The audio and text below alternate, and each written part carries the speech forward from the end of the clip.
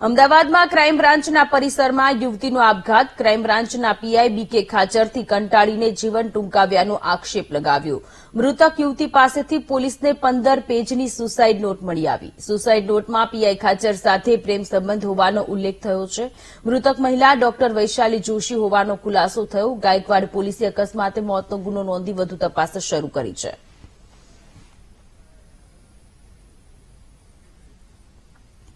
તો અમદાવાદમાં ક્રાઇમ બ્રાન્ચના પરિસરમાં યુવતીએ આપઘાત કર્યો છે. ક્રાઇમ બ્રાન્ચના પીઆઈ બીકે ખાચરથી કંટાળીને જીવન ટૂંકાવ્યું હોવાનો આક્ષેપ કરવામાં આવ્યો છે.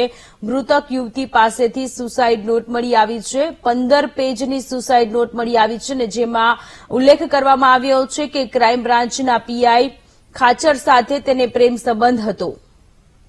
અનિતા પટની વધુ વિગતો સાથે જોડાયેલા છે. અનિતા, અમદાવાદમાં ક્રાઇમ બ્રાન્ચના પરિસરમાં યુવતીએ જીવન ટૂંકાવ્યું. સુસાઇડ નોટ મળી આવી છે 15 પેજની. જે ખાસ તો જે પ્રકારે ક્રાઇમ બ્રાન્ચના પ્રાંગણમાં એક યુવતીનો જે આપઘાત કરેલી હાલતમાં મૃતદેહ મળ્યો હતો અને મૃતદેહને લઈને જયારે તપાસ કરવામાં આવી હતી તો યુવતીના પર્સમાંથી સુસાઇડ નોટ મળી હતી. 15 જેટલા પેજ જે ઇંગ્લિશમાં તેમણે સુસાઇડ નોટ લખી હતી. આ જે યુવતી જે હતી તે 32 વર્ષની વૈશાલી જોશી હતી અને જે પોતે ખાનગી હોસ્પિટલમાં ડોક્ટર તરીકે ફરજ બજાવતી હતી. સુસાઇડમાં જે નોટમાં જે આક્ષેપો કરવામાં આવ્યા છે તેમાં જે ઈઓડબ્લ્યુમાં ફરજ બજાવતા પીઆઈ બીકે ખાચર વિરુદ્ધના આક્ષેપો છે.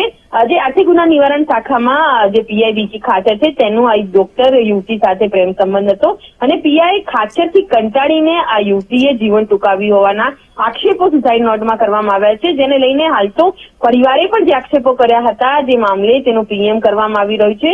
આપઘાતના કારણોને લઈને પણ હાલ પોલીસ તપાસ કરી રહી છે, કારણ કે યુવતી અને જે આર્થિક ગુનામાં નિવારણ કચેરીની સામે જ આવીને આપઘાત કર્યો છે તેને લઈને પણ તપાસ કરવામાં આવી રહી છે. પરંતુ છેલ્લા ઘણા સમયથી પીઆઈ સાથે તેના પ્રેમ સંબંધ હતા અને પીઆઈ પણ પોતે પરણિત છે અને પોતા એક સંતાનનો બાળક હોવાની પણ વાત સામે આવી રહી છે. તો આ બંને વ્યક્તિઓ વચ્ચે જે પ્રેમ સંબંધ હતો ને કયા કારણોથી આ તકરાર ચાલતી હતી જેને લઈને આ સમગ્ર મામલે હાલ તો પોલીસે તપાસ શરૂ કરી છે. જી અનિતા, આભાર તમામ વિગતો માટે.